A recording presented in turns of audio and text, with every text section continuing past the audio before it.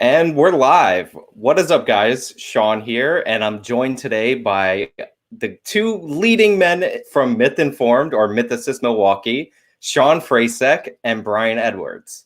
Hey, Sean, thanks for having us on. Yeah, thanks. Thanks for being on. So in this stream, we're going to talk about the Better Discourse event. I know there's a lot of people that are concerned about the recent virus and how that's going to impact public events, but good news so far. We do think they will pass by July, I'm assuming. So we're going to get into that a little bit, but we're also going to talk about a charity stream where we can actually help people that are affected by this virus. And we're going to do that a little bit later after we talk about the Better Discourse event. But so first off, how is your guys' self-quarantine? I see that you're not distancing enough. You're a little too close to each other. Yeah. No, we're having a good Armageddon over here. We went out and did our shopping, got a bunch of stuff. We got a few extra rolls of toilet paper, but enough to get us through a few months. And then we are located in Wisconsin, and Wisconsin right now we are not social distancing. Like, I'm still going to work. There's people that are still going to work. However, there are a lot of companies that are closing. Harley Davidson's one of the big ones in Milwaukee, and they closed today because someone had tested positive for COVID. So it's kind of like falling dominoes. We're a little behind everyone else. We didn't have a lot of cases in the beginning. And I'm sure there's other states like that too. But yeah, so as soon as a company gets it, then you have to close down. Yeah. That's so right now, I think we've got about 70% of our stuff still open. Right. And that's basically been the protocol for everything. I know in New York, we've had more cases, but we actually haven't had the big citywide or even statewide shutdown. It's a big dispute between not Michael Bloomberg, the other mayor of New York, Bill de Blasio, and Governor Cuomo right now. Yeah. But I'm not glad that you guys are getting more cases. It is tragic to hear a company like Harley Davidson going down. So in the midst of all this, though, you guys are planning, and you released a statement recently saying that you guys are still planning on holding the Better Discourse event, which I will be at, by the way. Yeah. And so right now what we're doing is we're following the lead of Milwaukee County and then also the DNC. And so far, everything's greenlit. They've released multiple communications, multiple statements stating that everything's moving forward as planned. The irony is MythCon 4, we had a bunch of Twitter people on Twitter trying to shut us down. MythCon 5, we had a bomb threat. Minds IRL, we had Antifa try to shut us down. Now we're up against this, which unfortunately there isn't really a solution. We can't really lean on our lawyers to keep this thing up. So essentially what's going to happen is if the DNC goes, we're going to have to cancel, unfortunately. Now, what we can do is our commitment to our attendees is that we will give everyone that's bought a ticket full refund. And any of the speakers that have bought flights, we're going to reimburse them 100%.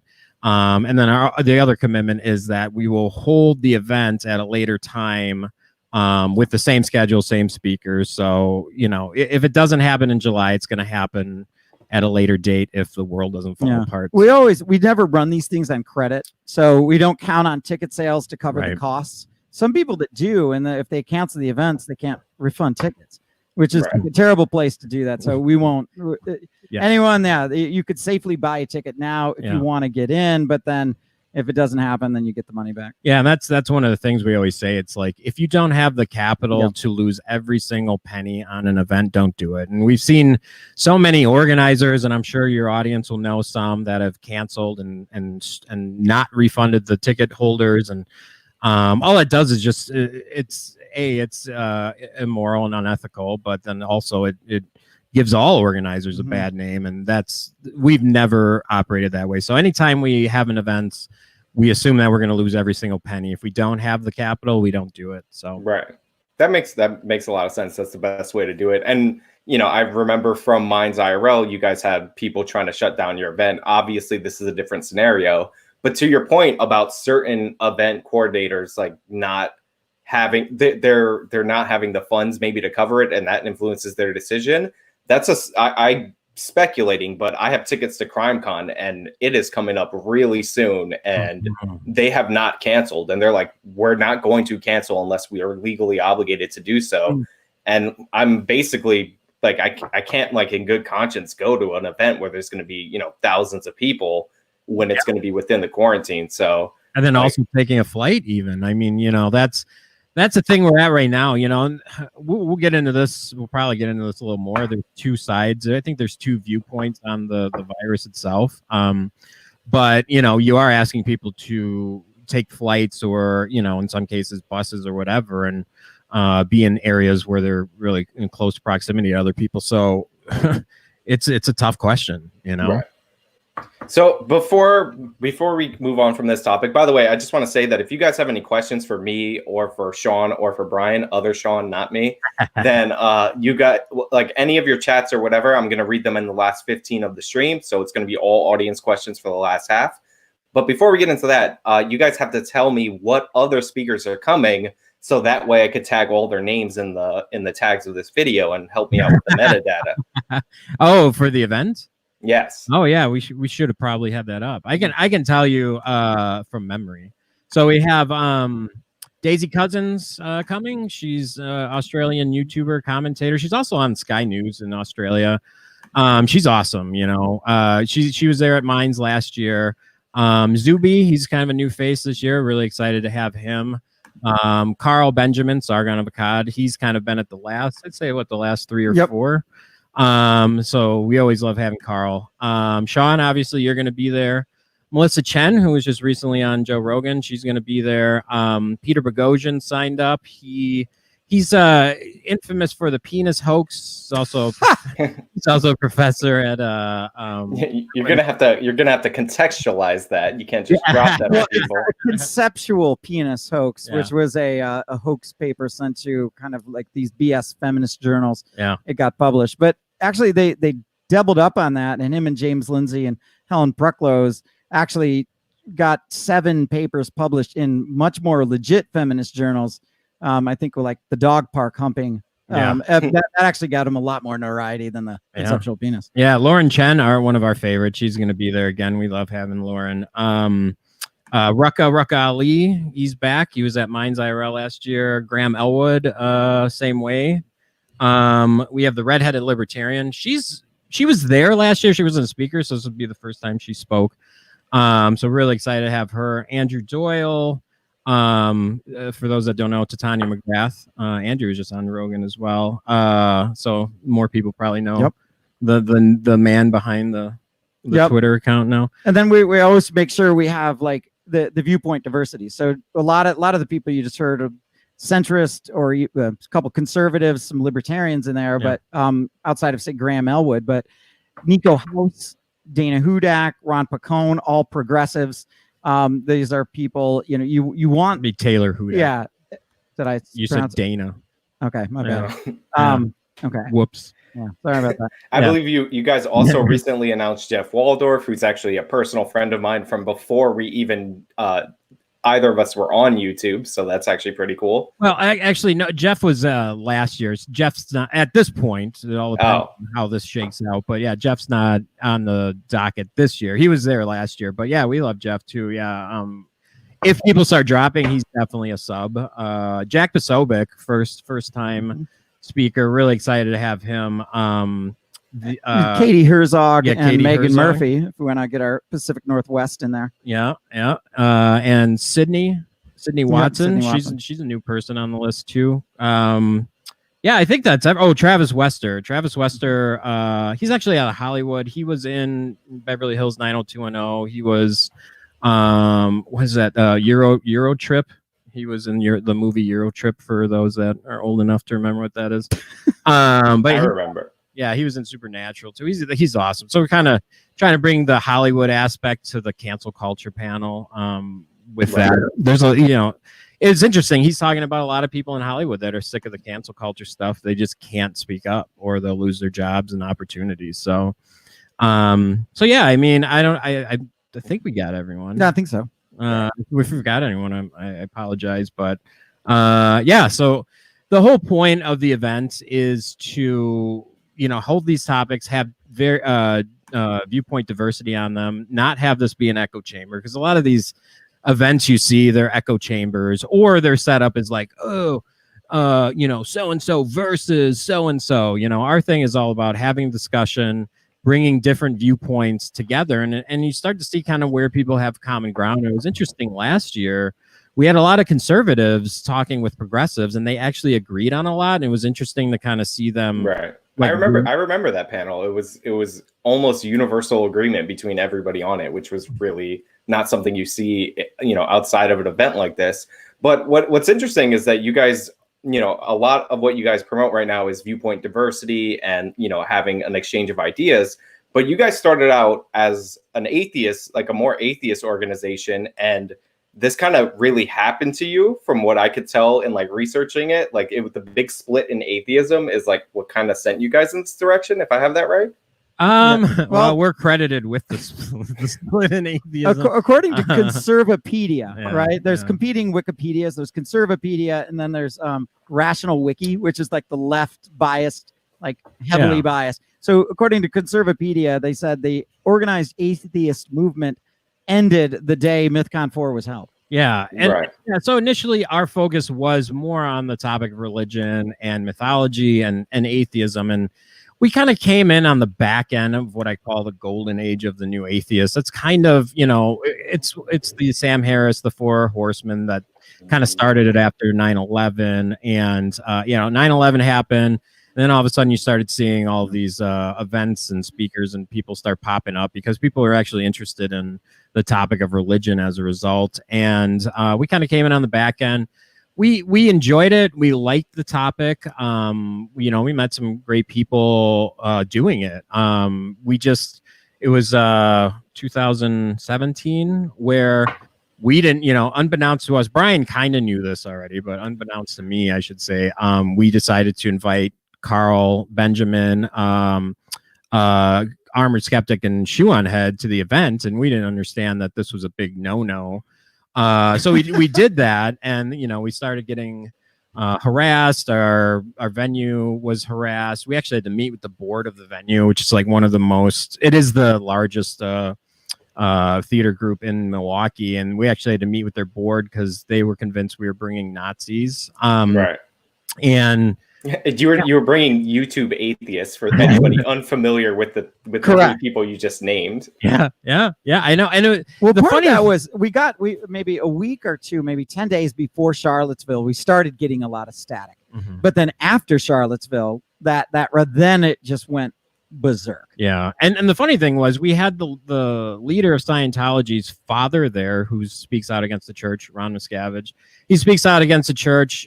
He was doing a panel. Then we also had a debate on Islam with a ex-Muslim and a current Muslim reformer. So when we first put the event together, we thought either Scientology was going to come after us or like Islam, or some kind of like Hizb ut-Tahrir, a fundamentalist Muslim group. And funnily enough, it turned out crazy Twitter people came after us because of Sargon. Yeah, instead it was the woke, and we had no sandbags in that direction. Right. I remember that time because this was before I was even on YouTube, but I still followed this political YouTube. So I definitely remember all the backlash that you guys ended up getting just for having, a bunch of YouTubers. And those are mostly comedy YouTubers, except for Sargon. A lot of the people in that conference, if I remember, were more comedic about politics than they were actually hardcore political commentators. Yeah. But that's just, that's crazy. Yeah. Shoe on Head does not claim to be an intellectual or even anyone to listen to. She's like, I talk into a camera on YouTube. She's hilarious. Yeah. And she, the funny thing is, it's, and that for us, we did have, so our organization, we have, 8 people in it. There's 5 people on the board. At the time, when we did that, we had some people in the organization. The way nonprofits work is you have volunteers because you can't pay anyone. So we had some volunteers at the time that didn't like the whole thing, and they split off from the group. It's totally fine. But the interesting thing is kind of seeing just how people reacted to people on stage.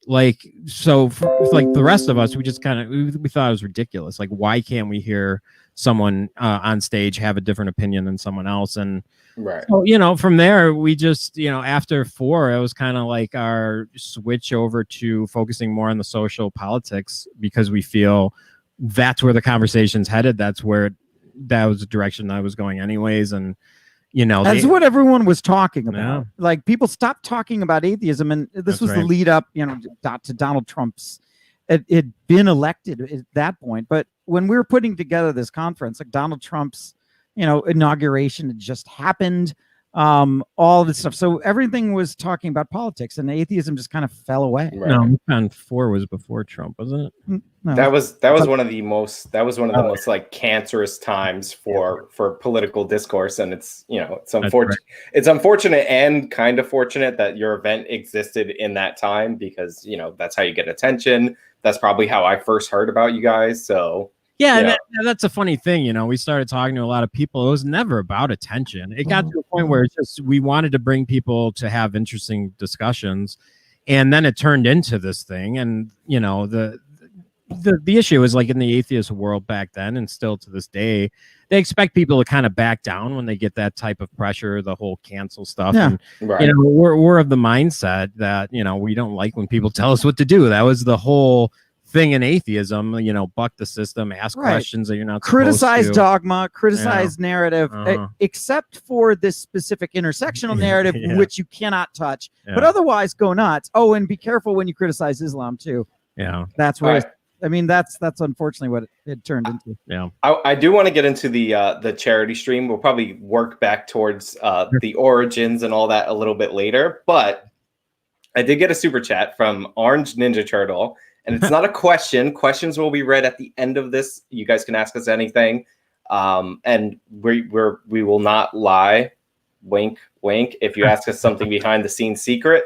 But yeah, so it's from Orange Ninja Turtle. I just wanted to read it because it made me laugh. Thank you for the super chat. It says, Trump, our shepherd, will lead us through the valley of darkness to the promised land. Any thoughts on the likelihood of this before we move on to the charity stream? Trump's not religious. I've said that from the beginning. Like, Bloomberg is what Trump would have looked like if the script was flipped and they only had a spot on Democrats. I'm just, you know, like, I know he has to cater, and I know he has to, you know, talk to work up his base and stuff with the evangelicals, but he's not.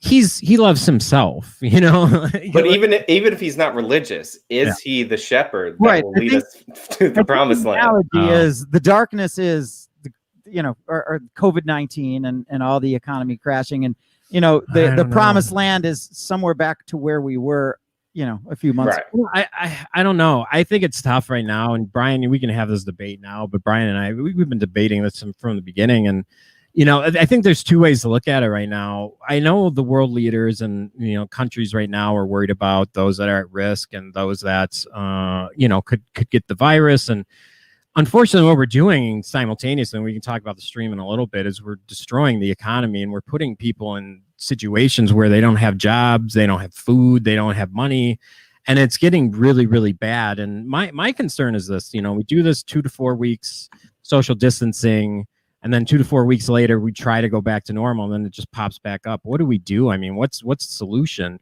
Do we get to the point where we have to go toward the herd immunity strategy? Right.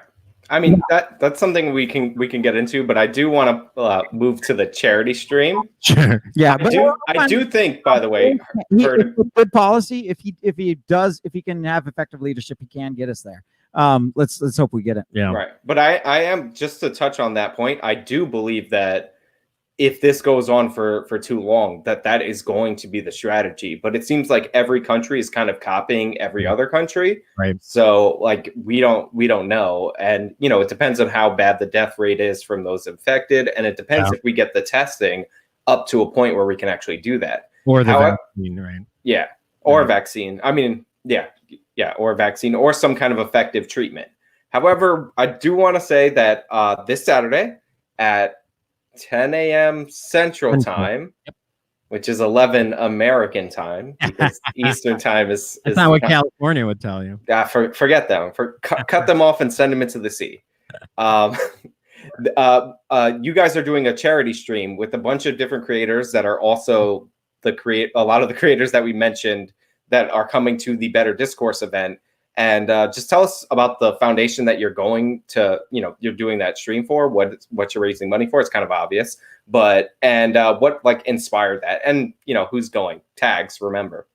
Tags. Yeah, so we'll start with what inspired it. So it kind of came out of two things. So obviously a lot of people are social distancing right now and kind of going nuts and sitting in their house, not having a lot to do. But the other unfortunate, tragic thing that's happening is families, individuals are getting impacted, greatly impacted. Their health is getting impacted, and also their fiscal health. And, I have a ton of people around me that, their jobs have closed down. They don't have money.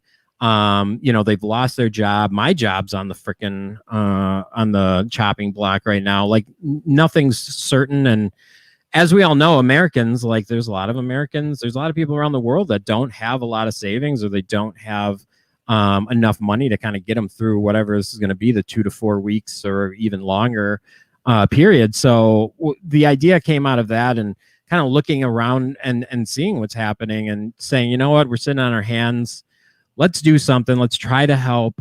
So we're partnering up with this charity, and the charity's designed to help those that have been impacted by their health has been impacted, but also, again, their fiscal health. So they've set a fund up to help the people that have been, just devastated by this. And it's going to get worse, and as the longer this goes on, it's going to get worse. So it's just our way to kind of rally people and work with the people that we have in our network, friends of ours, to bring them on and just have discussions, open discussions. And then hopefully, those that can donate, and we can raise some money. And the nice thing is we are a nonprofit, so it's all tax exempt. So anything we get, we're going to throw right at the charity, which we can talk about. Part of it's just to hang out too, with a lot of the social distancing.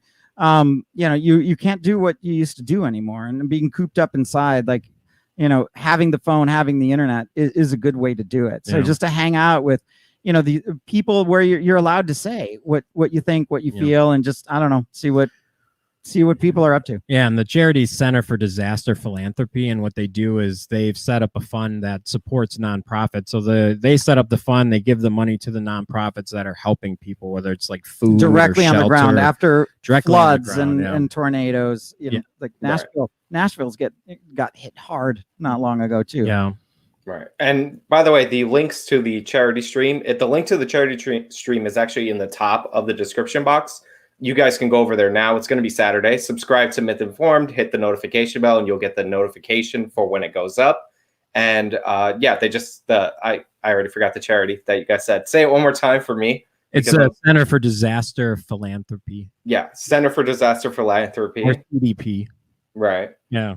And all all your donations are tax deductible. Everything that they said, I checked it out. It's all legit. Yeah.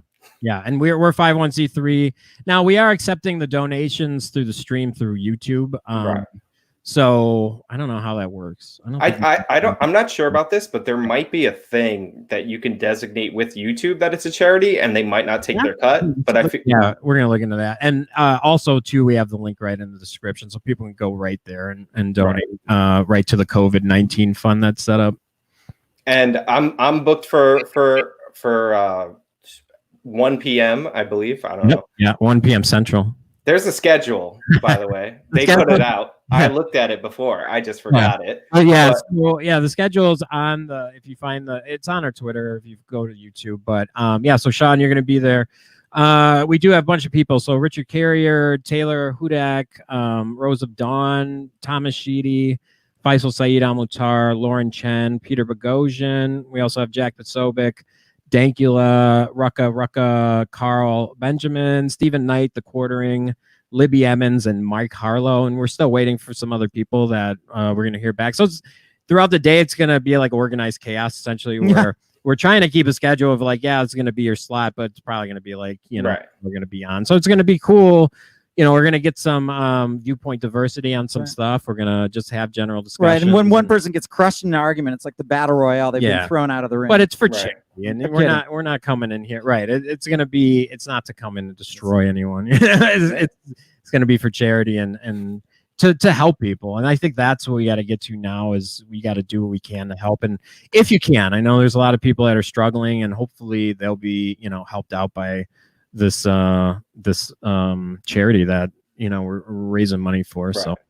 And to Oliver Heaney's question, what is that in Australian time? Nobody knows. It's one time zone over, and there's a good chance I might miss my slot because we are GMT -6 here. Right. It's plus 15 hours. So no, we're GMT -5. Or is it plus? We're 5 now. Yeah, because we've been right. Yeah, so we're GMT 5. So check out what time it is. We're in Central Daylight. Just know what you are. So if you're GMT 10 plus 10, better idea than that. 15 hours off. If you click the stream link in the top link of this description, it will tell you what time it starts. Yeah, in your time. That's the magic of YouTube. That's right. But yeah, it's Mike Harlow, friend of the channel, Lauren Chen, friend of the channel. Obviously people that I like on there, definitely come to the stream, definitely donate more when I'm on than at any other time so I could win. Because I am competitive. I just want you guys to know that. Yeah. And we would all appreciate if you came by and helped. And it's a good organization. And these guys are good guys. I trust them, even if one of them has my name and they both have a Wisconsin accent. I'm not saying anything, but it is true. Yeah, no, it's good. And, bring people together, have the discussions, but also let's do something for people that can't. Yeah, we did a one for Andy No when he got beat up by the the Antifa folks over in Portland and raised some money for him too. And that was also just a lot of fun, just hanging. Yeah, exactly. So yeah, we're pumped. It's going to be a little chaotic. There's going to be a ton of people on at once, but it's going to be good. There's also some special guests that I'm waiting to hear on, even more special guests, I should say, that I haven't announced. So maybe some surprise guests in there too. Right. And everybody's affected by everybody knows somebody that's affected by this or that will be affected by this. So it is important to chip in as, normal people, people that are able, I'm lucky. I'm able to keep my source of income as of right now. And I'm incredibly happy and grateful for that. But I have friends that have, their grandparents, they told me that came down with they're in the ICU with the respiratory problems. Yeah. My mom is a nurse, so she gets to keep her job. But at the same time, there's a bunch of cases in her hospital and she has pre-existing respiratory conditions. Yeah. Same thing with my dad, same thing with other relatives in my family. So it's important to not only get ahead of this with the social distancing and doing all we can to prevent, the transmission to other people in our communities, but to also, be prepared to help out people in our communities before we start to see the effects and it's too late. Yeah. I saw estimates that a lot of people are going to be losing their jobs, even if it's temporary, that can still be crippling. And you can't count on the government to, pass something that makes sense that's going to help everyone. That's right. Do they have enough of the N95 masks for her? I'm not sure. My mom's kind of a badass because a lot of the nurses at her job are panicking, and she's been very much lecturing them about follow the protocols and stop complaining.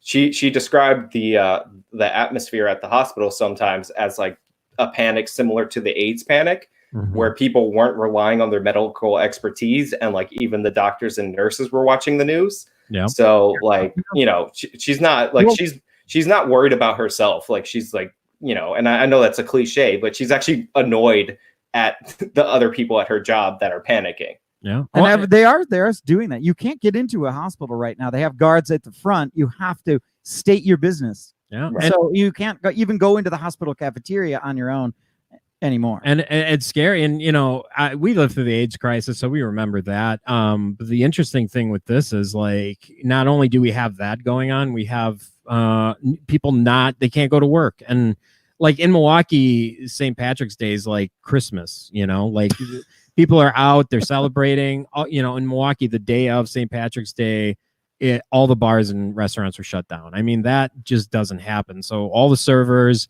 anybody in in that industry, you have no revenue. That's it. There's nothing you can do. And so it's scary. It's scary for many different reasons for a lot of people right now. Right. And St. Patrick's Day is, a huge holiday over here in New York too. Yeah. And it was completely shut down. I saw a funny joke, but it's not super funny, but it's that the Catholic Church canceled Easter ceremonies, and somebody posted, they're like, it's getting really bad when the Catholic Church is like, no, Jesus, just stay dead. I know. No, that's great. He can't rise. I know. Yeah. It's a great point. And, this whole thing is kind of like a good argument for atheism in a sense. I mean, like Sargon put up a funny meme today. It was all these like religious people praying to the scientists to find a cure. But you could have move quicker. Back in the day, they used to have this, the Mass for Shut-ins. It was on some channel. And I would tell my parents, like, can't we just stay home and watch it on TV? Do we really have to go? And she's like, well, yeah, when you're shut in, you can do that. No, you have to go. But I'm like, we're shut in now. So, I mean, you can watch Mass on TV and it actually counts. I believe that different bishops, in fact, said that. So you can just go to Mass online now. Right. And I mean, we're in crazy times. The government of Iran, I think they announced that they would accept a vaccine and or treatments if it came from Israel. Like, we're in strange uniting times. But I do want to touch on one thing, because you guys, I'm old enough to remember 9/11, and I'm a New Yorker. And, so I have like strong memories of that just from location and age. Yeah. But there is a difference between this and 9/11. And in one way that I think it's worse, it's that after September 11th, people came together, and now we literally can't come together. And that's why this feels different, and in some ways worse, even though it's not the same as like that gut punch that for the country that 9/11 was. And I was wondering what you guys were thinking about that. Yeah. Well, my perspective, because I do remember that. I actually was working third shift back then, and I remember coming home and when the towers hit, and it was like it was early in the morning, and the difference was, yeah, you're right. People came together. It was kind of like a common enemy united, but also really the chaos only lasted for like a week and a half. And then it was pretty much back to normal. And everyone kind of was watching the news, and we struck so quickly. I mean, like Bush had the military out there, like, so it's kind of almost like vindication. Like you can't strike this thing down. There's nothing you can do, you can't bomb it, unfortunately. Right. So Brian. Yeah. Well, what we were worried about, like, so 9/11, where I was actually supposed to fly that day, so I didn't have the TV on. I was like packing my clothes and doing all that stuff. And I checked my voicemail, and there was like all these crazy messages, and I just was like, what? So I turned on the TV and saw that. I'm like, okay, this is nuts. Obviously, everything was canceled. But what we were worried about in the initial aftermath, and even hospitals in Milwaukee had prepared to take wounded from the Twin Towers. Now, there weren't any wounded to do that, but hospitals as far as Milwaukee were there. That's right. Because again, you don't have enough critical care units in the New York area, or even in the tri-state area up there. Like that plan came all the way out here. So I think, but it was a singular event. This is something where, the ICUs could get overflowed. We just don't. It doesn't necessarily end, and there's no data. There's no finish line. Yeah. If everyone said, okay, 2 months of this and we're good, I think you would see America come together, make it through the 2 months, pass the finish line, and we're good. But we have no idea where that finish line is. Well, and that's why it's so brutal. And even the messaging is very confusing. Like, 9/11, it was easy. It was like one target. Okay, Bin Laden. Right. This messaging, it's like you're hearing different things from the CDC. The counties are saying something different. The messages are getting like messed up and mixed, and you don't know what to do. Don't buy a mask, donate your mask, wear a mask, so yeah, it's all that mask advice turned out to be like nonsense. The paper masks and everything, like people probably should have been buying them because that's what they did in South Korea, and that turned out to like they seem to be on the other side of this. But the 9/11 point, it was like a hard hit. And it's not like everything went back to normal right away. There was like definitely a lot more, especially maybe it's just a New York thing, but there was like a lot more love in the air. Like people were appreciative of the cops. That wore off once they started giving people tickets again. I know. But it's simple. Like, it's a horrific attack, obviously, but it was simple. Like, we were attacked by a foreign power. It's clearly a federal issue if you're attacked, from an outside force. Yeah. So like the president, you could go to vigils, right? Yeah. You could come together and hold hands, cry, whatever you needed to do, light candles, or for the dead. There were all of this outpouring of support. If you'd gone to a sports game after that, there was moments of silence for years. Yeah. And there was crazy stuff on the news, about like anthrax and all the crazy, media stuff that a lot of it was overblown, airport security, all the effects of 9/11. But we were able to immediately like come and like, have those public vigils and all that. Now we're like waiting, and it's like over time, and the deaths will grow exponentially. And some people, because this isn't really something that the federal government in this country has that much power over. We have 10th Amendment. We have 50 different states. They all make their own rules. We have all these local governments doing their own thing. It's not the same thing as a foreign attack. So it's very, like half the country, it feels like not half, but it feels like certain segments of the country are in immense panic, complete and total lockdown. Others are just partying like it's no big deal. Mm-hmm. And, it's all kinds of, wonky. And it's also disconcerting if you're sheltering in place and following the WHO guidelines or the CDC guidelines. And then, people are out in spring break in the Florida Panhandle and the beaches are packed. And you're like, okay, what's going on here? That actually is divisive. That's not bringing people together. Well, and the big thing, the difference with this one is it hit the first world. And, if you're familiar, if you've been to Africa, or if you're, the African countries and what they've had to go through with Ebola and all the other things they deal with on a daily basis, it's interesting because, this is it hit the first world. It actually doesn't have a high death rate, but if something like Ebola were to break out in the U.S. and UK and all this, I mean, I don't even know what we would do, and it's funny kind of seeing how the different reactions are to different countries that are at different points on Maslow's. If you see people that are worried about, their security, their food, things like that, there's bigger things to worry about.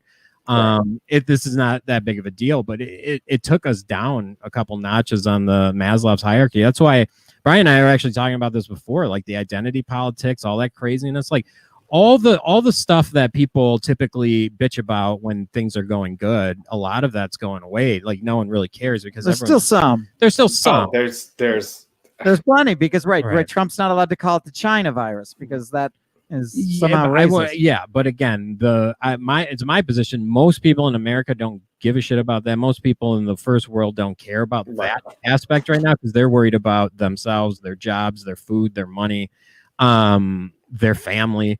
The focus on identity politics is it's a nicety when times are nice. These things we worry about. It also shows how different the media is from even 9/11 to now, because when George W. Bush was elected, the media hated him. Then September 11th happened. And I mean, this is a negative in a lot of ways, but it's a positive in a lot more ways. Like objectivity went out the window and patriotism kind of rose up above all. Giuliani. But like Giuliani became a beloved national figure. Yep. George W. Bush his approval rating shot up to 93%. It was insane. Yeah. And so but like the media wasn't, nobody was taking the side of like Al-Qaeda. Yeah. And I'm not comparing the Chinese to Al-Qaeda right now because, the Chinese Communist Party is actually a lot worse in a lot of ways. Yeah. But the idea that our media or significant portions of our media and every press conference that the president does has to be interrupted with questions that are literally straight from the Chinese state-run news outlet is insane. They're being barred right now. These news outlets, their journalists are being thrown out of China right now because the Chinese government doesn't want information out, and they're parroting their talking points anyway. It's ridiculous. Well, it's funny too because you see, even if you go back a couple months, everyone freaks out about the Russians this, and it's funny, because now we see who the real thing. I've been saying China the whole time, and I've always said my whole life, like I never foresee us going to war with China just because we have too much integrated into their economy and theirs into ours, and it's just bad for business. Now, after this and the cover up, and then also like the slandering of the U.S., I don't know, man. There's like a Cold War. There's a difference between a hot war and a Cold War. Well, I can see a Cold War with China. Yeah, well, Not a hot war. I definitely think there'd be a Cold War, but I don't think a hot war is off the table. You never know. I mean, like things are going nuts now, so I don't know. And you see a lot of people, like especially on the left, talk about how their policy should have been implemented prior to this. And normally I would be in the not politicize the event as it's happening. Yeah. But I have to be honest, like there are things that this has made clear. Like I wouldn't make giant, like sweeping changes to a bunch of national policy just based on one event, because this is one event. Yeah. But the fact that so much of our production line begins at China and their government has threatened to cut us off from medicine, like that has to be a concern. I know. And I'm not a tariff guy. Like you guys, I put out that video when I was explaining what happened to the Rust Belt. And I was explaining how most of what changed in the Rust Belt was not due to tariffs, and tariffs wouldn't bring industry back in that way. But I don't think that we should be at the mercy of a foreign power in terms of the production of our medicine. Like that's insane. And that is a clearly obvious, like exposed weakness that we had to deal with. Yeah. Well, right now it seems like we've mostly done the economic libertarian argument. You allow companies to go where it's cheapest and it'll bring down prices for everyone. But there's an economic conservative argument that says, no, we need to have these industries here. And the reason, or at least a good chunk of them, and the reason why is you don't want to get caught at a time of national crisis. And two, you don't want to lose the skills, right? If you don't have enough foundrymen, like it's an art as much as it is a science. That knowledge needs to get passed down. And unless you have those people being trained, you're going to lose some of this stuff, and we could lose our skill base. Yeah. Well, and what I think is interesting though is going to be the fallout. I agree with you, Brian. I think that there needs to be a focus on bringing manufacturing back of some capacity of the U.S. It's going to cost more, but it's going to cost more. But the interesting thing is that China is now, with the cover up, with the way they handled it, and they've essentially tanked world economy. So it's going to be interesting to see what the fallout and what the relationship is with China. And, I don't know, like after we do get a handle of this and we're not worried about, the public safety as much, what happens? Right. But they're like, one of their ministers said, propagated and tweeted out the fact that the American, or the rumor that the American army, the conspiracy theory that the American army released this in Wuhan. Like, okay, maybe he went rogue, but where's Xi Jinping saying, actually, no, that's not the position of the Chinese government. They're not. No, that is. They need that rumor because they're afraid that other countries that they're trying to barter with and buddy up with, that this could hurt them. So they're going to create this conspiracy theory. That's really bad. And that's why I'm absolutely fine with Trump calling it the China virus. I mean, that you could call it the Chinese communist government virus might be more apt. I'm fine with the Xi Jinping virus. Like name it after the president. Yeah, I mean, that's the interesting thing. You do see some people saying that's a racist statement, and I don't, because if it was in the U.S. and we covered it up and we didn't say anything to the world and we didn't like work with the world to try and figure out a solution, then it's an American. Well, virus. Let me be the counter argument for a second. The SJWs, and one of the reporters asked, but there's been a dozen incidences of Chinese Americans getting assaulted. Now, I didn't fact check this. I don't know if that's true, but assuming that it is, like, is this going to stop them? Anyone that's going to say, wow, I'm going to take out my frustrations on a Chinese American citizen, like, isn't going to listen to this message and Trump changing this. That's not going to change their mind. They're just assholes. Right? Yeah. I live in one of the most Asian neighborhoods in all of New York City, maybe in the country. And like the people in my neighborhood are worried about their elderly relatives that a lot of times that they live with. They're not worried about you designating the nation of China as responsible for something that they are in fact responsible for. Yep. There are stupid people that are going to attack other people based on, like how they're feeling at the moment about a national issue. That always happens. But a lot of the reports of those attacks happened when Donald Trump wasn't even really taking the virus seriously, let alone calling it the China virus. So the idea that this is somehow coming from the top, as people have tweeted at me, is absolutely ridiculous. And I want it to be named something like that. Like like I said earlier in the stream, I have a relative who works in a hospital right now that has cases of that virus. If, like, I'm not religious, but if, you guys get the expression, if God forbid something were to happen to her, I'm never going to forget that the Chinese government did this. Yeah. So, Where's the Spanish government yelling about, don't call 1918 the Spanish flu? Right. I haven't seen any outcry from Spain here.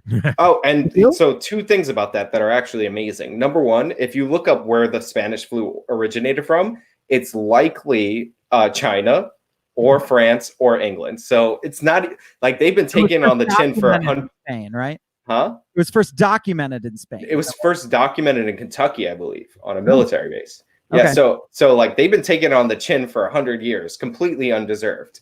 Yeah. But also on Wikipedia, somebody actually went and changed the entry for the Spanish flu to make it more politically correct, to take that argument away. Yeah. What did they change it to? They changed it to something like the 1918 flu or something like that, like to try to one up that. And they're like sometimes referred to as the Spanish flu. And it's like literally by every outlet. But like, it's amazing. The like racism narratives are so like weird and ever changing in this country, because the new thing that the media is talking about, and you guys are familiar with online memes, so you'll know why this is funny. But the new thing that the media is talking about is that it's the bat flu. It came from bats. Yeah. And if you remember 3 months ago when people were talking about how eating bats causes the sickness, that was the racist thing. And that's when all these media outlets were calling it the Wuhan coronavirus or the Chinese coronavirus. So it's insane what's going on right now. Yeah. Yeah. And that's social justice. And again, I think it's fair if China, again, if they didn't cover it up, if they didn't try to keep it quiet, and they didn't let the world leaders and powers in on it. I mean, that I totally agree. Well, they lied to the WHO. That's what I'm saying. The WHO accepted that. And lie. that's what I'm saying. So now you're on the hook, So I don't think it has anything to do with race or nationality or whatever. It's just. And what happened to the physician, the ophthalmologist that found this? Right. They made him like do a struggle session and say he was a liar, and now he's dead. Yeah. Sure, he died from coronavirus. I don't believe it. They're still censoring to this day stuff about WeChat. That's why when people are like, when I say Korea has it figured out, South Korea, I believe that. Yeah. When I see that China has it figured out, I'm like, I don't know if that's true. Remember, they also let 5 million people leave Wuhan and go around the world when they knew this existed. Yep. Like they destroyed evidence in December of this virus. They told the WHO it wouldn't be transferred from human to human. Like every step of the way, they lied. And then when people started recognizing that this is on the Chinese Communist government, and by the way, the reason why they lied, and if you're a fan of Michael Malice, you'll know this, is that the one thing you're not allowed to do in a communist government is acknowledge that there's a problem. Yeah. So like they lied to save face. But then after it was obvious that they lied, they started doing anti-American propaganda, blaming the US government for this and threatening to withhold medicine from us. Like, I'm sorry, like, I don't want any Asian person to be attacked. Nobody here does. Like, again, I live in an Asian neighborhood. I grew up here. The majority of my friends are Asian. Not that that matters, but my point is, I don't want any of these people attacked. These are the families that I'm worried about getting sick because these are the people that I know. Yep. But I'm not gonna repeat Chinese communist propaganda because it's politically correct. Right. But even the people in China, I mean, they're victims. Jack Posobiec's been all over this from the beginning, from before anyone was even talking about this. Really, he's done a fantastic job. But he interviewed a Chinese journalist, and she was explaining how those, like, when it first started breaking out, and people were going online to like do like self, like like trying to figure out what their symptoms were and self-diagnose. They were arresting those people. And then they had people like posting about it on social media. They're arresting those people too. I mean, it's so they're victims too. And it's unfortunate. I mean, something's got to change with China. I mean, it's just that doesn't work. Yeah, I don't think anyone necessarily hates the Russian people. Correct. You could have a big problem with Putin though. Right.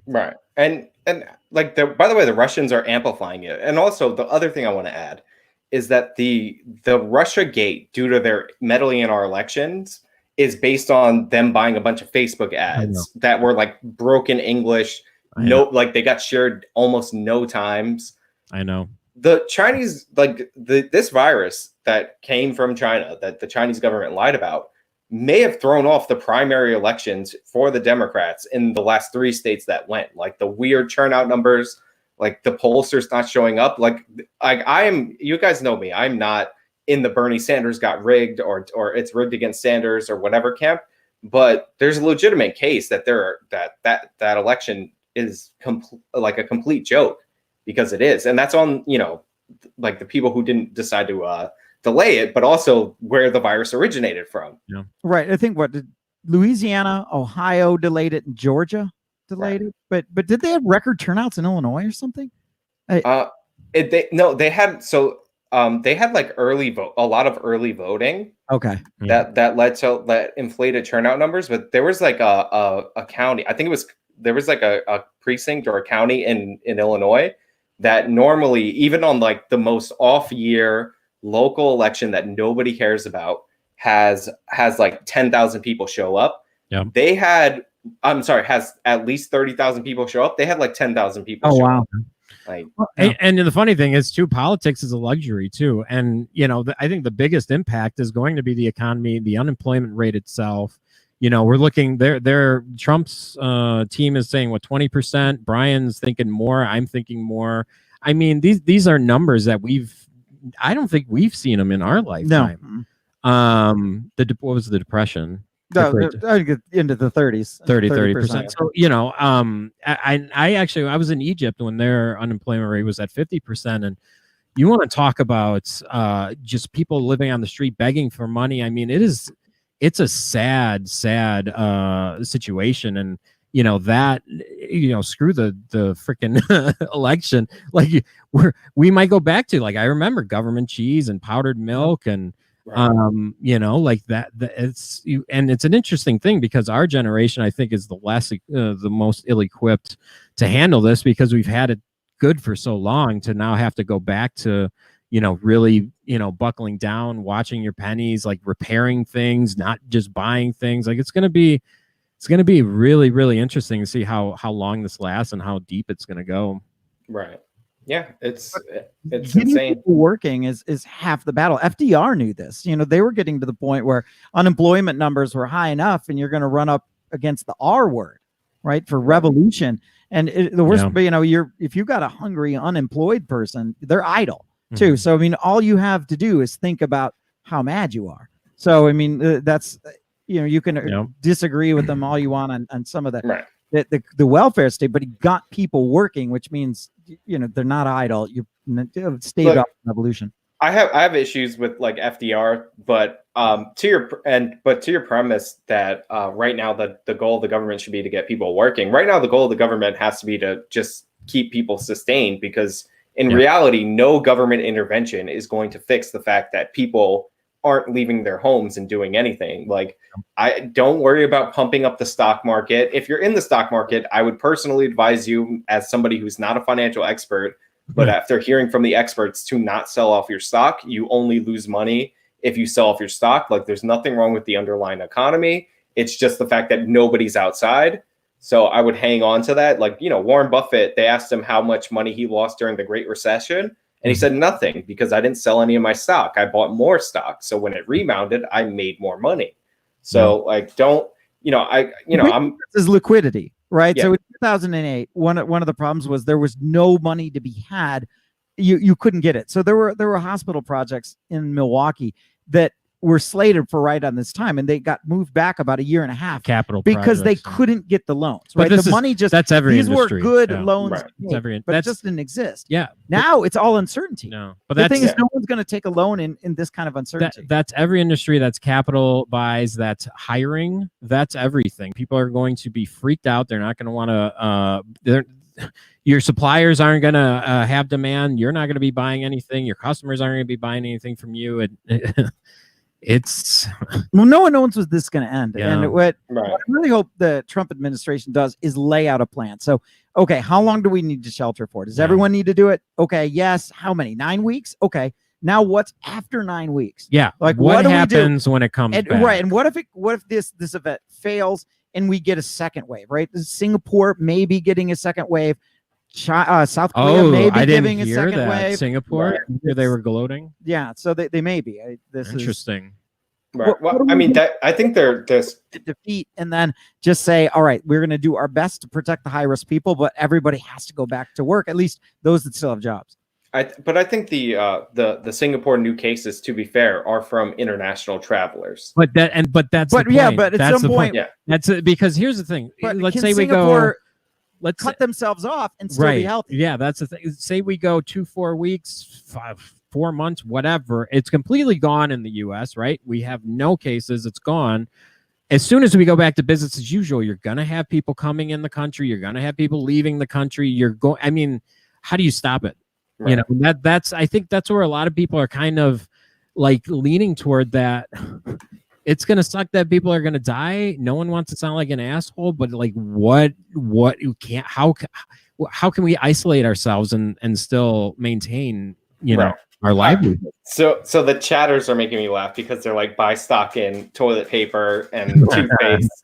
And so I do appreciate the levity, but yeah, there may be a time, but I guess the situation that, the worst case, not the worst case scenario, but a bad case scenario is if we decide right now just to all go out, like some of us get the virus, some of us, die, mostly on the elderly side, which, by the way, elderly people are still people too. I don't know why.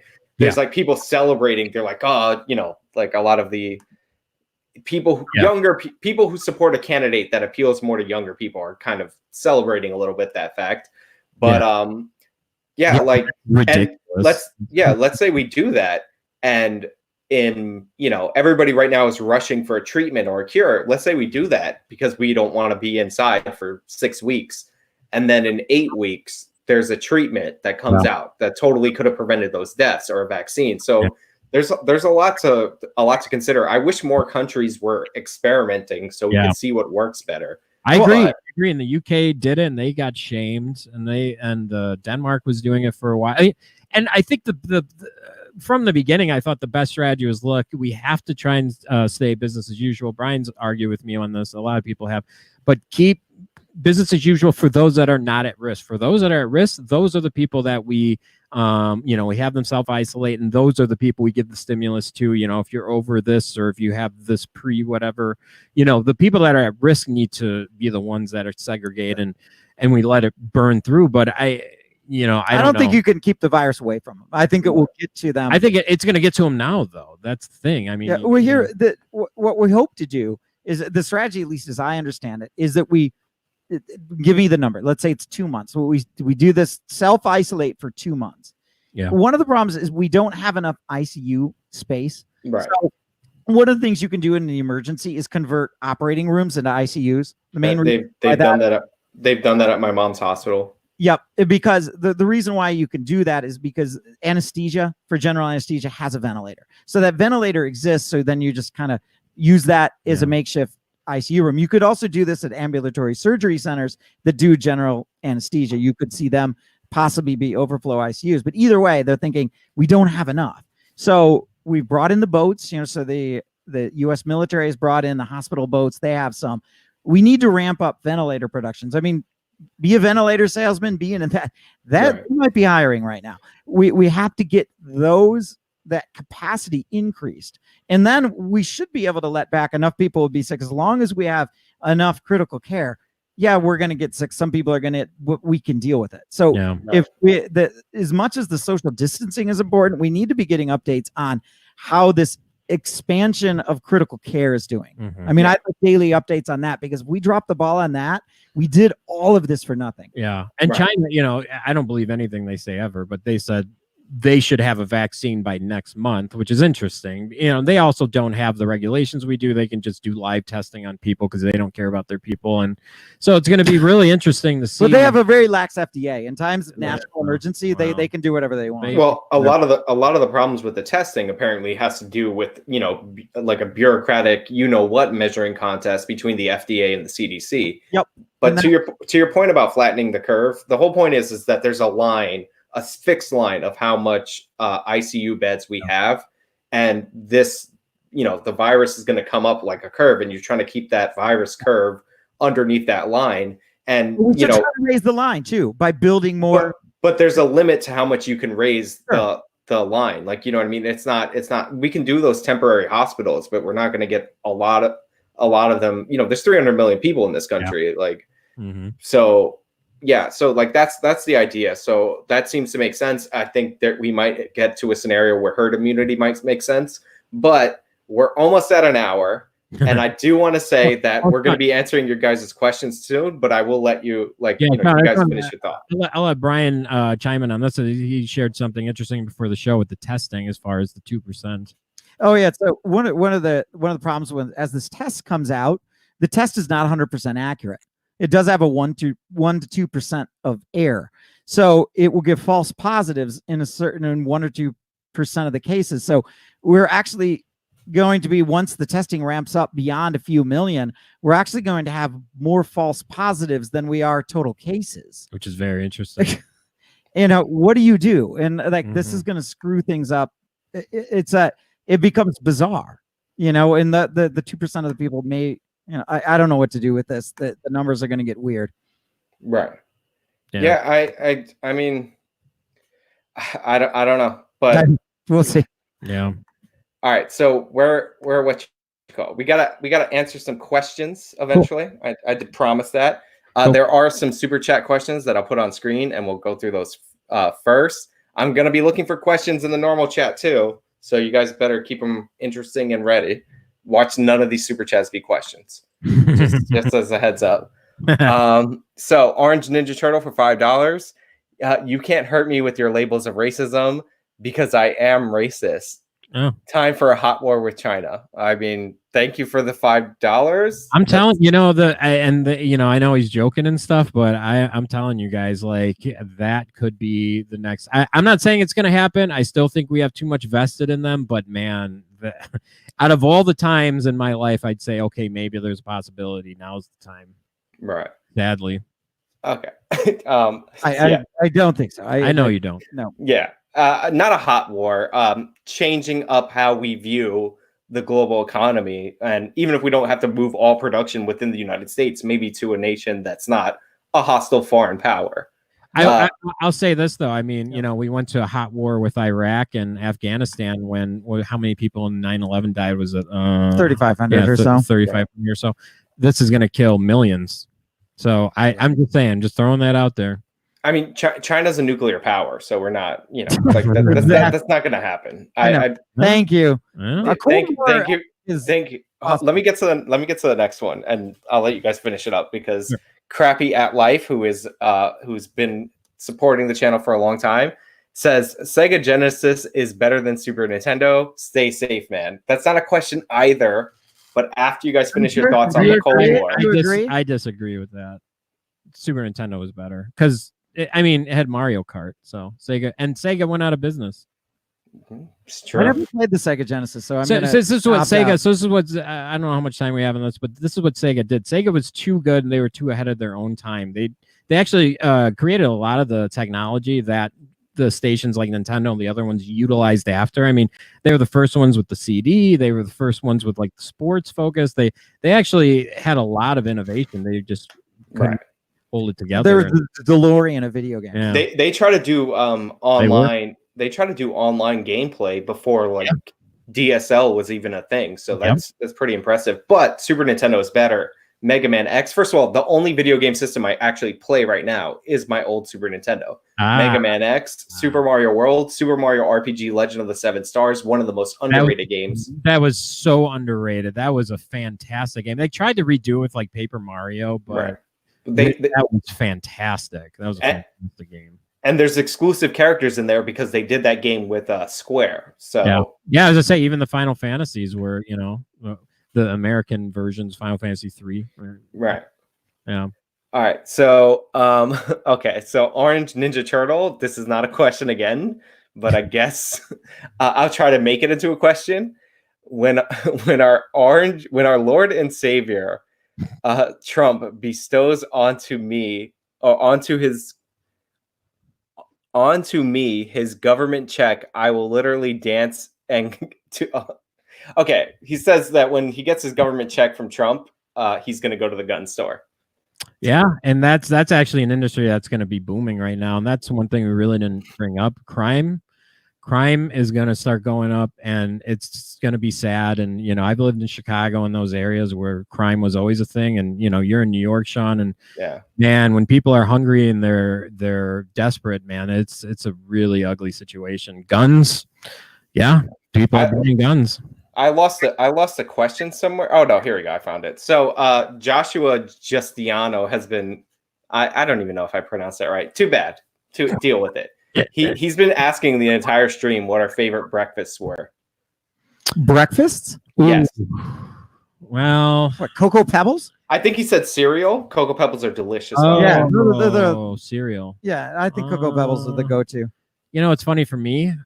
Just regular Cheerios. I've always liked and regular cornflakes. I know. Yeah, not interesting. Do you put sugar on it? No. Everyone's going to be eating that now, though. I agree with that because if you put sugar on it, it's like you get that grainy in the milk. Not having it. No. Food always tastes better when someone else is paying for it. So General Mills is going to be handing out government cereal soon. I do like Cocoa Pebbles. It's the best chocolatey cereal by bar none. Yeah. And I actually buy up that oatmeal with the dinosaur eggs in it. That when you heat it up, they turn into little eggs, and I've been buying it up over like a long period of time. Every time it's on sale. So my survival food is that I have all this oatmeal in my house. Nice. Oatmeal can be all right. Eggs are always good too. You could do anything. Eggs. Yeah, I mean, obviously. I mean, if you get fancy, there's plenty of stuff. Yes. Pebbles, it's really easy to make when you're hungover, right? You don't like eggs. You got to worry about you got to cook those things up and stuff. Man. You know what's funny? Like actually in Wisconsin, there's families that own chickens, and the chickens just pop out an egg every morning or whatever, and then that's what they eat. I mean, that's another thing that people are gonna be doing is farms. Chickens and thinking about being more food sufficient. Victory gardens, right? World War II victory gardens. They say the combined production of the vegetables in World War II victory gardens in 1945 actually equaled the production of vegetables in the whole country prior to that. Wow. So seems outrageous. That's why I'm saying we're the worst generation because we have. Well, then we can learn that shit. Yeah, Farmville is what our farming. Well. And so eggs, chickens, people are getting chickens, but I did make this incredibly controversial point on Twitter that whatever he's selling right now, I don't know what it is. I'm sure it's a goofy home remedy that definitely doesn't work and nobody should buy it. But I'm like, Alex Jones has been encouraging people to buy survival food and guns for when the government stops enforcing the laws, which a lot of governments have announced. Yeah. And whatever he's selling right now, super male vitality as the cure, whatever it is, right? Right. That dude has still done more to help the general public by telling them to prepare for an event like this than the media asking Trump if the China virus is racist. That's hilarious. It's actually funny. That's strangely true. Funny I know. And true. The prepare with Ben and all of those survival foods, right? Don't seem as weird anymore. Tim was pushing one. Tim Pool, he was pushing. I forgot what it was called, but I mean, My Patriot Supply, something like that. Yeah, My Patriot Supply. They contacted me before everything went crazy. They're like, "Would you like to do a sponsorship?" And I'm like, kind of a little lazy. Emailed them back the next day, and I figured that after it all went crazy, they're like, "We don't need to advertise anymore. Get out of here." I know. I know. So they contacted us too. We just don't get a lot of people watching our show, so it didn't really make sense for us. But yeah, I know. Right. So I have this one from Oliver Heaney, who's been on every stream so far. He says, do you think it's likely that China instructed human waves of the healthy sick to travel abroad to hamstring the rest of the world too? Or is that too conspiratorial? So the idea is, do you think they were trying to cover up a problem, or they were intentionally trying to hurt other places? Interesting. No, how would that benefit them though? I think the cover up, no doubt, would benefit them. That way, nobody would know where it came from. Yeah. But the thing is, why spread it around when it got out anyways? I don't know. I'd need to see a lot of evidence for that. Yeah, because it did seem like they were, actively trying to quarantine, with Wuhan and everything. So I mean, if they could have shut it out, they could have been look look how awesome we are. We're heroes. But see, that's the problem with not being honest. The fact that they aren't honest is like birthing all these conspiracy theorists and theories because you don't know what to believe with them because they're, Yeah, I don't believe that they did that on purpose because they've been hit hard, really hard as well. Not only in terms of lives, but like their economy has also been shut down. Everybody that they sell to has been shut down. Fire on your neighbor's house when you live 6 feet away. Yeah, like you're gonna get burned down too. Also, when you left a trail of gasoline back to your place, like just to make it 100% certain. But yeah, like they are negatively impacted by this. I think it's not wanting to acknowledge a problem, not wanting to be diminished on the world stage. Yes. And incompetence. Like communist regimes are incompetent, like by their very nature. And So my other one is our supermarket shelves bare because of laws against price gouging? I think that does play a role, especially with items that people don't need to buy, like in huge sums that they are. And I got into a big argument online about this because people are like, just limit it to a couple of items of like toilet paper. That's the big one per person. Yeah, I went to the store today. All the toilet paper was gone, but there were plenty of signs that said you can't buy more than one. Right, because you just have whoever's with you go in and buy, and then you come back around. Like they're not going to remember you. Right, exactly. That limit doesn't work. If there's insane demand, like you have to deter people from buying it with higher prices. And if they're like the limits won't work, especially if there's insane demand, because then people will be like, "Oh, I have to get around this." Yeah, but there's not actually a shortage of toilet paper. The scarcity is very punctuated locally at that particular store, and a truck's going to show up. But now, the problem is now is going to be your logistics stream. Your the fact that the truck drivers aren't driving because the plant is shut down, and you're not moving product of anything. Wait, once the plant shuts down, right? The trucks are still running, but So I got a question for from Grease Monkey. Nice name. I don't know if this is a typo or this is actually what you're saying, because both parts of this question could be real. It says, is China going to shut down the West markets? West markets, they've already done that in the West, but I think it's wet markets. Yeah. We should put a ton of international pressure on doing that. I mean, they're eating weird animals. I mean, some of these, when I heard the animals they were eating, I've never even heard of them before. And that you're going to get weird viruses. You shouldn't eat monkey brains. Don't eat a lemur. Don't eat a platypus. Just don't do this stuff. Yeah, we should shut that down. Where's PETA on this? Well, again, PETA has no control in China. Yeah. Well, but they should. Yeah, they don't have control of Bernie Sanders, and they have no problem like going on stage with the problem is China's not going to listen to any lobbying group from outside of China or even within China. I mean, the guy that called the rich, I forget his name, philanthropist guy that called out China, who was a Chinese resident, that he said, he called them out for their handling it and the cover up and all that. And he's missing. Like, what they don't take kindly to critics. Yeah, but they have to live on the world stage. So here's a point about the wet markets. Number one, they might shut them down this time. Like this time, they might shut it down. Number two, although bats are actually quite they're similar enough to humans that they've transmitted quite a number of diseases to us, and I believe that one of the diseases that we heard from Africa might have been associated with bat transmission. The real problem with the wet markets is not necessarily the exotic animals and the exotic food. It's the fact that there's no refrigeration and all the bodies of the carcasses are stacked on each other at these wet markets. So whatever germs that they have are, in order to adapt to survive, are literally trying to jump from animal type to animal type. So if you do that enough times, and we've seen this multiple times from literally the wet markets in China, then you're going to get diseases that transmit to humans. Wow. And so it's not only the exotic foods, it's the conditions specifically.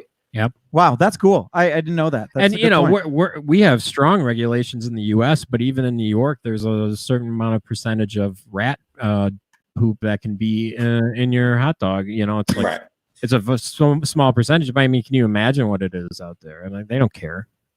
John Valjean from Les Mis asked Sean, "Who are you?" I think who are you, Sean? Not me. Oh, Who? Oh, I think he's trying to. He's the president of Mythinformed. I think he's like your name's in the title. I guess that's what he's asking. Oh, gotcha. Yeah, right. That's me. I'm Sean. He's the Guinness Book of World Record with a 19-foot turd. Right. No, I'm kidding. So Grease Monkey, that was his question. The wet markets. He fixed it in the next one. Yeah. That's an interesting. It's an interesting question. It's an interesting point. It's going to be a topic, and hopefully, like you said, Brian, our media and whoever, we start focusing on that, not right, Trump being a racist or whatever. I saw a couple of other super chats. I'm looking to find them, so give me a second. But this is a good question from Grease Monkey again. He says, is the world going to come together and take some kind of punitive action, maybe not military action, but hold them accountable in some way, the Chinese government? That's really my question, man. Really good question. And if it's not a hot war, what are they on the hook for here? Because you can't collapse the world economies and not have an expectation of a I would ask too backlash. What would be a good solution? I'm not. I don't know. There should be a consequence, obviously, but what is it? I don't know. And what would they accept? I don't know. And shut down their CDC. Can you build the coalition? I mean, there's no doubt that they're rumor mongering in an attempt to gain some allies. Because if China's isolated and everybody's against them, they're in a world of hurt. I mean, nobody's in a world of hurt for the same reason. I think, and Chris Davis, no question, but $2 donation. Thank you very much. I think obviously there should, which was the question. I just rephrased the question to like any ideas because.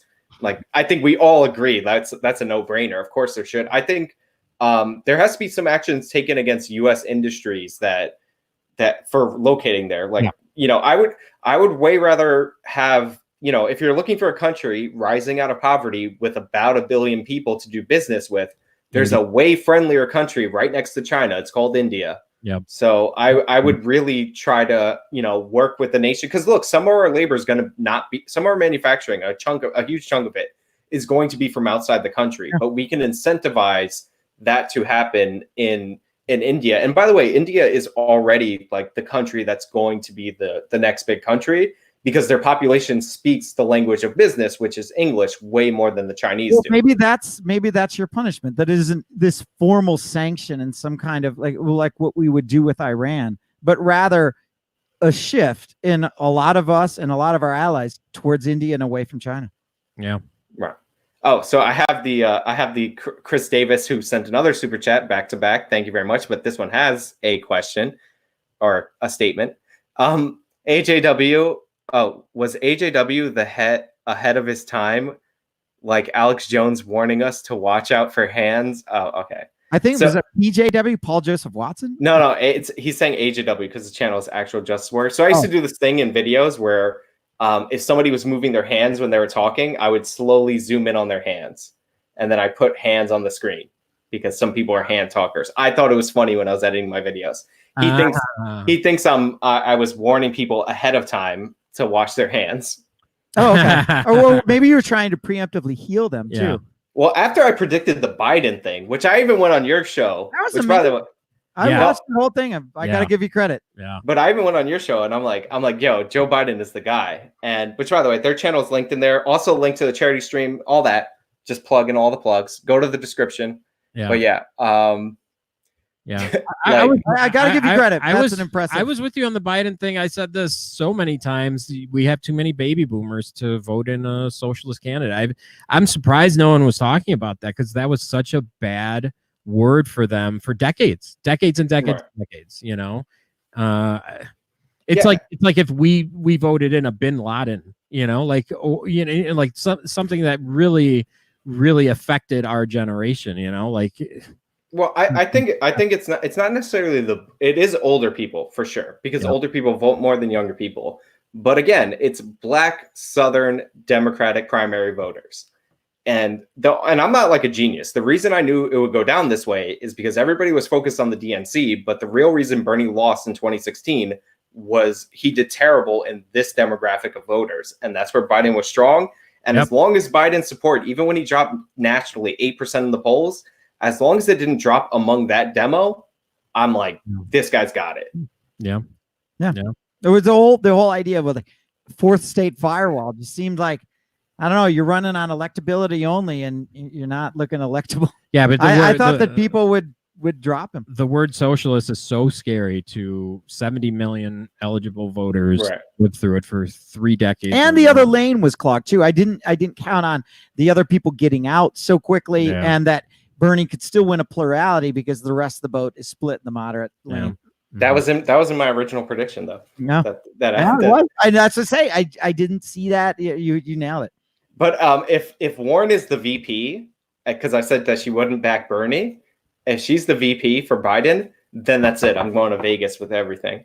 But so DK Menace 1990, he said, so this is a statement: just empower the rest of Asian countries to deal with China. So I just want to spin that off into a question right quick. We're going to wrap up soon, maybe like another 10 minutes because it's like an hour and a half. It was supposed to be an hour full.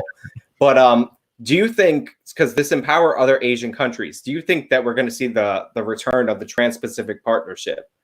Because that was originally under the Obama administration sold in part as a way to kind of, cut China out. Well, not with Trump, maybe with Biden. But we're not going to see it with Trump. Okay. I don't know. And it just brings me back to my statement. Let's say we do cut China out. Let's say we do a successful job of cutting them out completely. What is their retaliation? What is their only measure? Right. Well, I don't think we're going to cut them out completely. We're too integrated. It would happen too quickly. I do have one other China question, which is the NBA. Yeah. A lot of positive testing in the NBA. I'm sure you heard about that player, but do you think this might be like, a lot of people are saying this is kind of karma for them? Like Charles Barkley, by the way, is another one that he's going through a test right now. And if you remember that panel where Shaq defended Daryl Morey, the Rockets GM who spoke out against the Chinese, Charles Barkley was the guy in the panel defending the Chinese. So a lot of people thinking it's karmic justice. Yeah. Obviously, I don't want anybody to get sick. I'm sure none of us want the players to be like sick or critically injured in their lungs going forward. But the NBA as an organization totally deserves this. Well, yeah, the fact that they would bend the knee like that, I just don't like the cowardice in the face of China.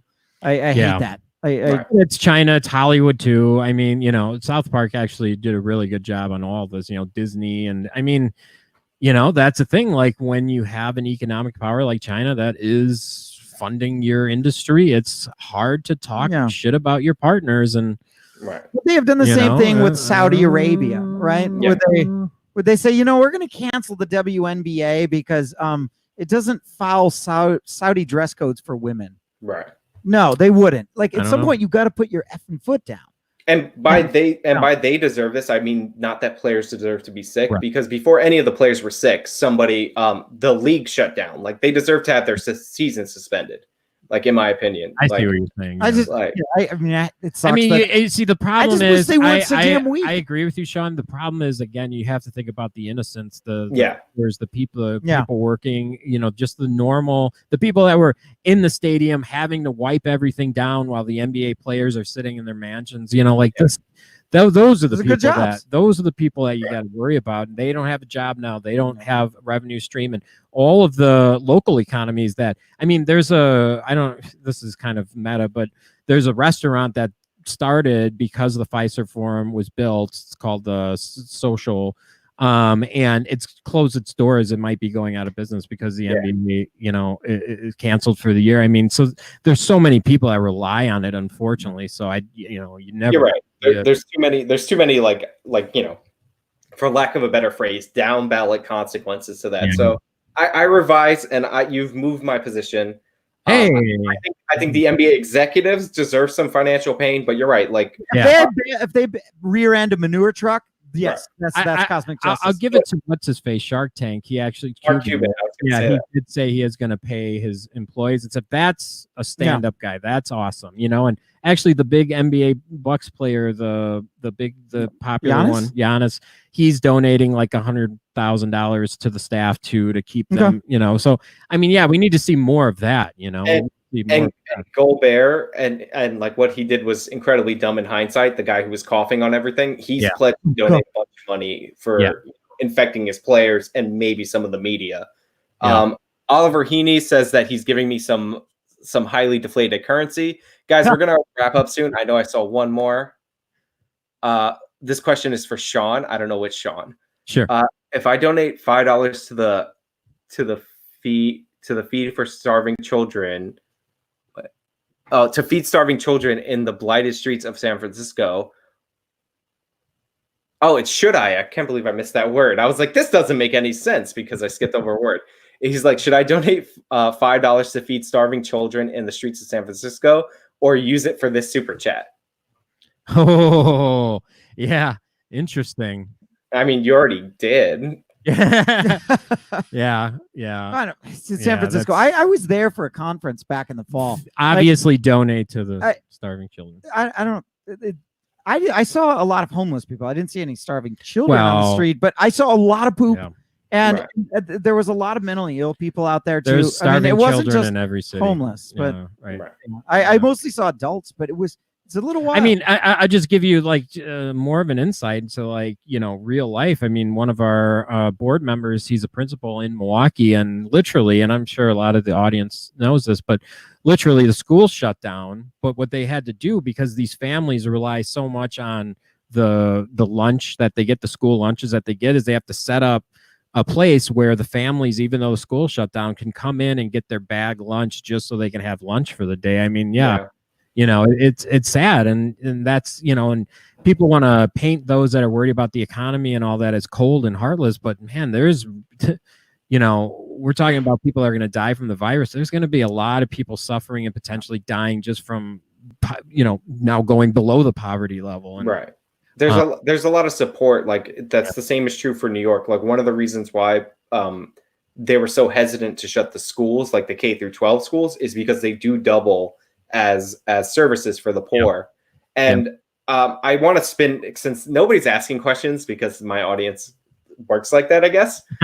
For the most part, I see some. I'll go over a few before we sign off, but I do want to spin this into a question.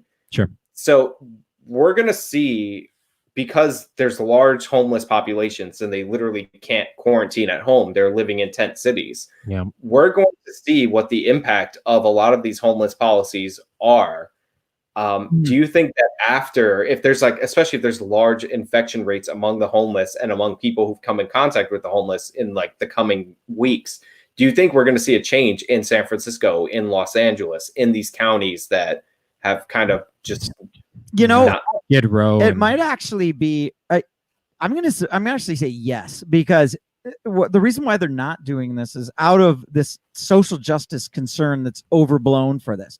This is actually something that they could say to solve the problem, claiming, yes, we're doing this for COVID-19 and any other future potential pandemic, and not actually the homeless. They have an excuse to act. This is definitely a problem for them. I can't believe they like this. So I'm going to say they're going to use this to actually do it. Yeah. And it's, my wife, and then they won't get shamed out the bejesus for it. My wife was saying this too. This is like one of the largest social experiments that we're going to get data from that we've never seen in our lifetime. Maybe even in, there was a lot. Yeah, no, we're running on a lot. We're hoping this will work, because we're not really sure. No one's ever tried something on this scale before. Learn a lot. There's no, we've hatched a plan, but it's almost like the movie, was it Armageddon, where they go up and they try to put the nuke on the asteroid. Yeah, is that the right one? Yeah. Remember, they'd never done that before, so nobody knows what the chance of success is. Bruce Willis. It was just like, well, this is our best plan, and that's kind of what we're doing. Yep. Although it's not going to kill everybody like that was. Yeah. Right. And little known fact about the Armageddon, the DVD commentary for that movie is hilarious, because Ben Affleck's like, at some point I went to Michael Bay and said, wouldn't it make more sense to train astronauts to be drillers instead of drillers to be astronauts? I know. And he said Michael Bay told him to shut the fuck up and never bring up that question again. I know. That's so funny. That is hilarious. So David H says that you should pay people in toilet paper, not currency. All right. So let's see. Any questions that I'm seeing right now?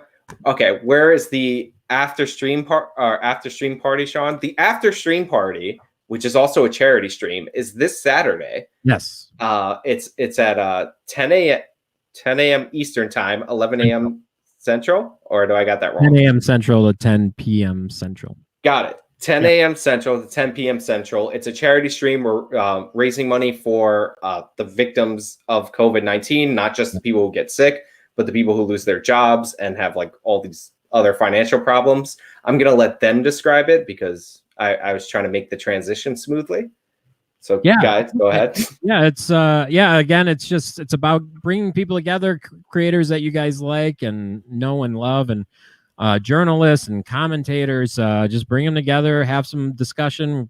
We're probably going to talk a lot of trending topics, probably a lot more of Corona, unfortunately. Melissa Chen, politics. Sargon, Red Hat Libertarian. It's just millennial. it's just our way of doing something, something that we can do, because it's tough to know what to do in these situations. And at least, people are stuck at home. You may as well listen, even if you can't donate.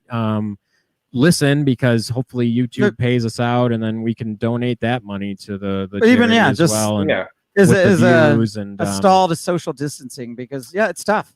It's call your parents too if they're alone. There's real world situations and fallout from this, and I'm sure most of your audience know someone, and may even be them, who they don't have funds right now. They don't have a paycheck. They have to make some wild changes in their life right now. We don't know when the businesses are coming back, if they're coming back. I mean, we just did more layoffs today at my company. Our suppliers are laying off. Everyone. I've seen servers lose their jobs. I mean, this is really, really sad time, and this charity has set up a fund to help those that were affected. That had their health affected, but also their fiscal health affected. So it's for a good cause, and it's a little bit we can do, and we can have fun and just kind of do what we're doing right here, and help some people that really need it. And it's global too, which is nice. The fund is global. It's not just the U.S. or wherever. It's global. So yeah. I mean, it's to answer that final question. They asked who Sean was, and Sean is the president of Mythinformed, who is inviting your host Sean AJW to a conference called Better Discourse that's scheduled in July. We hope that it will happen, assuming we can do it. We will do it. But it is scheduled, and you're going to be there talking to other people that both agree with you and a bunch that don't. So that's who we are. Is event organizers who are inviting your host here to that. And then we're also doing that charity stream on Saturday. So we have one last question. Way to get it in the line when we're about to sign off. Eric Marley, I appreciate the donation, $10. If this is the new normal, and another one's coming, of course, my audience, I swear to God, they make me laugh. Hey, we got time. Really? We're not. No, I know. Like they just they always got to throw me off. But thank you so much, Eric Marley, for the $10 and the next one that I'll read after this. If this is the new normal, would you welcome it in some ways? What do you think the future could look like if this isolation continues? Advantages, disadvantages? If this isolation continues, it's like I said, it's going to be government cheese. It's going to be powdered milk. I mean, I had that as a kid, we, when you don't got money, the government's got to step in, and it's sad, and it's going to be a lot. It's not going to be, it's broken, buy a new one. It's going to be, it's broken. Not a lot of advantages. I mean, you could say, wow, there's probably going to be less people on the roads, maybe a few less automobile accidents. Industries are closed down, so they're not using as much power. And you could say our carbon footprint is lowered.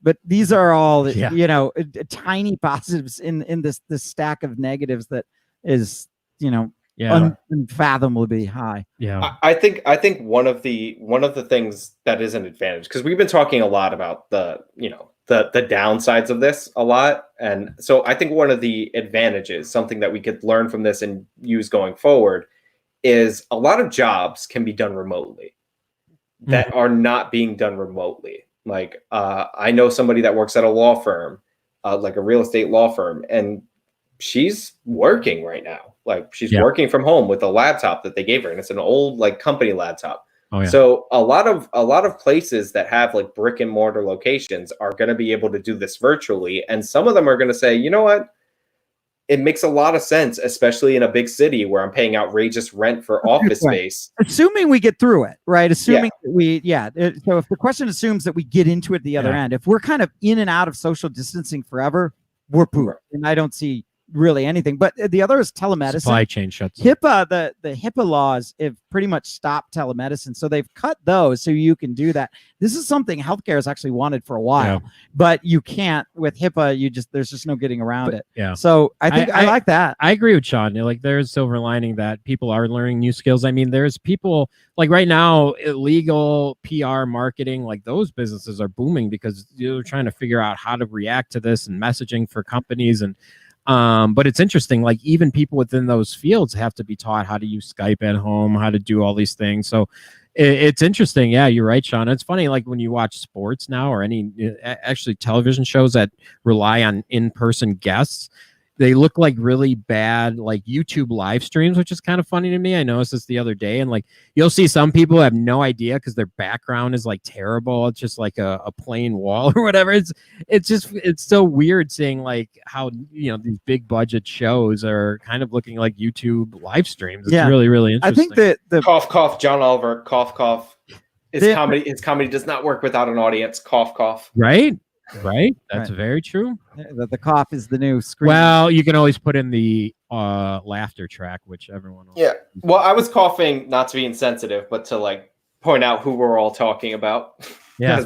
that episode was weird. The other thing I could see as a positive is we really don't have any like good antiviral medicines right now. The promising one on the horizon is called remdesivir. It's a broad spectrum antiviral that attacks like I don't want to into it, but like the RNA dependent RNA polymerase. This is how the virus makes copies of itself. So this would work not only on COVID-19, but a whole host of coronaviruses. It's gone through phase 1 and 2, but I gotta believe that after this, man, that is something governments would buy up like you wouldn't believe. So there's definitely going to be people interested in doing R&D on antivirals. Yeah.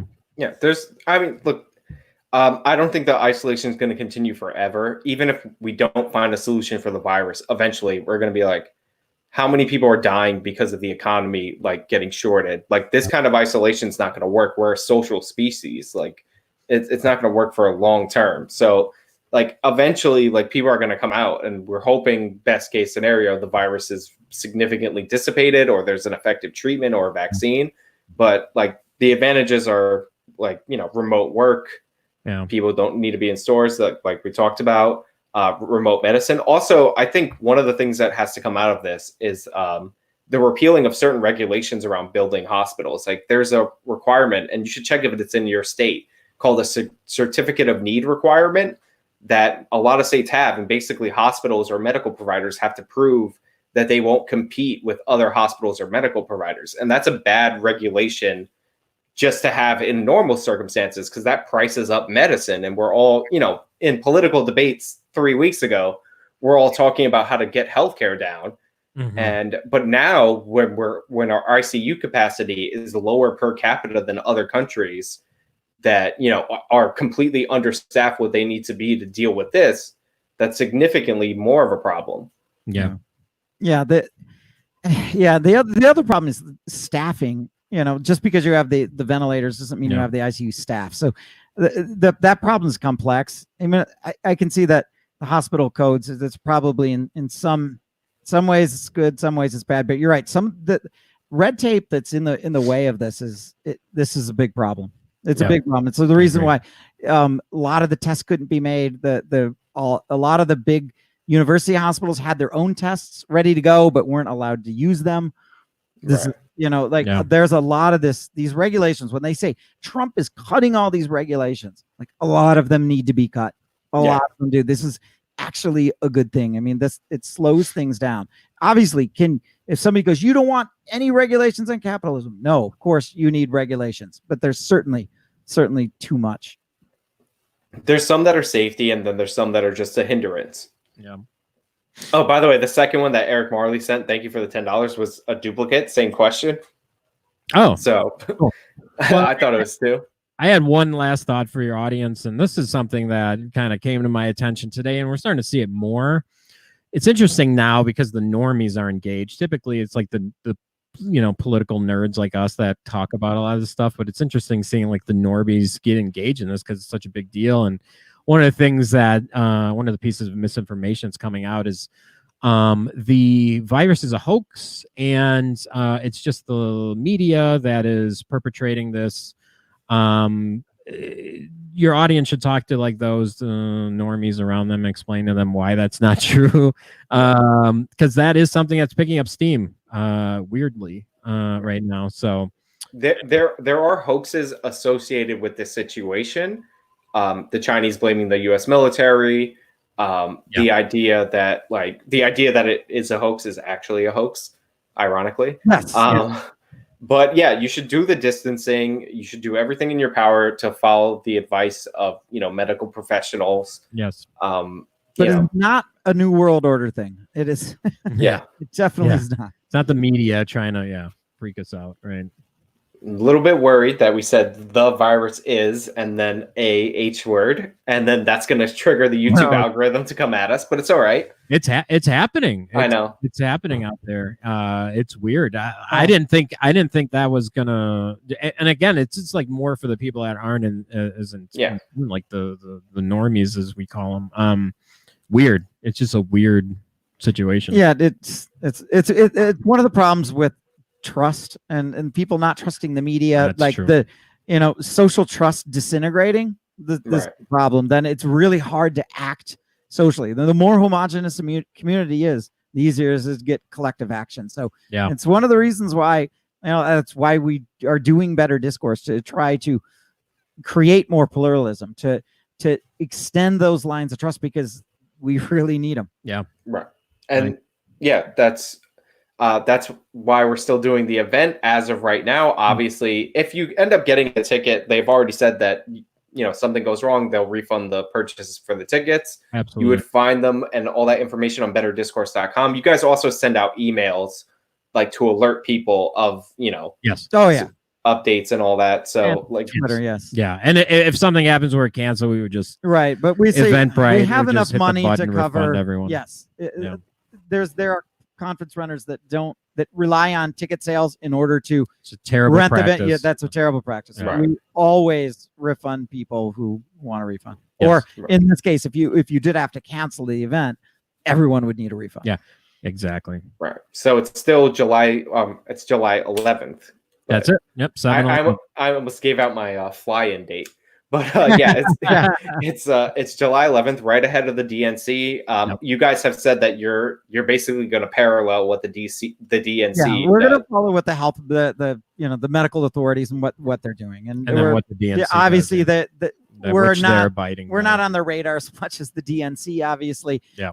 But so we're going to go the way they want to go. Yep. But come if all the event looks all positive. Hopefully we're all out of this. If you guys come, you not only get to hear us on all the panels, but every ticket as of right now gets you into the after party, which is where all the fun happens. Yeah. So Exactly. They're a lot of fun. It's every ticket. Yeah. This year, every ticket's part of the has the after party option, which is great. It would be so nice that for the next 2 months we actually did get through this. Everything's on the decline. We don't overwhelm the medical system. Yeah. And in that case, and that would be great to be able to do it. And it would we'd all deserve a collective round of applause. That's for sure. Yeah, absolutely. And maybe every ticket, if it's not too scarce at the time, could come with a roll of toilet paper. I'm not saying anything. Oh yeah, it's an option. A really great idea, actually. But so betterdiscourse.com. What? Sorry. It's betterdiscourse.com is the website. Betterdiscourse.com. Yep. It is linked accurately in the description. If I butcher anything, it is linked accurately in the description. And so betterdiscourse.com for tickets. And also the live stream is the top link in the description. That's this Saturday at 10 a.m. Central Time. That's it. Oh, thank God. That's it. 12-hour live stream, 10 to 10. It's going to be a little weird, and we're going to see how long. Brian can never shut up ever, so it's going to be interesting to see how long he lasts. It's going to be fun. So if anything, just tune in for that. Just Corona see how he's doing. On air. Yeah. But also, keep up your predictions. Amazing stuff on the election. So keep making them, and we'll keep recording. Yeah, we love your stuff, man, and we're excited to have you in Milwaukee if everything goes as planned. Right. And I'm excited to have you guys in my new format when there's not a giant crisis that takes over everything. Yes. Because I do want to do live streams that are 45 minutes to have a conversation, get the background of people, 15 minutes worth of questions. Obviously, we have something major that is a gigantic story that kind of overwhelms everything at the moment. So, you know, we ran a little longer, but thank you everybody who donated to the stream. Thank you everybody in advance for showing up to the charity stream and donating more for me than anybody else. I know you won't let me down. But yeah, that's going to be it for us. Unless you guys have any final words. No. Thanks again for having us on, man. I really appreciate it. Thank you guys for coming.